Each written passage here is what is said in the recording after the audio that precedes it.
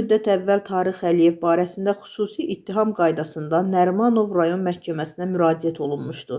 Şikayətçi olan məhbus ailəsi iddia edirdi ki, Tarix Əliyev TikTok sosial şəbəkəsində bütün məhbus ailələrinə qarşı nalayiq ifadələr işlədib.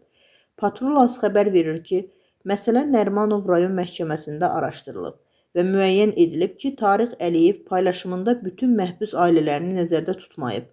Həmçinin onun hərəkətlərində cinayət tərkibinin olmadığına görə şikayətin icraata qəbul edilməsindən imtina edilib. Tarix Əliyevin vəkili Ramil Vəliyev açıqlamasında bildirib ki, xüsusi ittihamçı həmin qərardan apellyasiyaya şikayəti verib.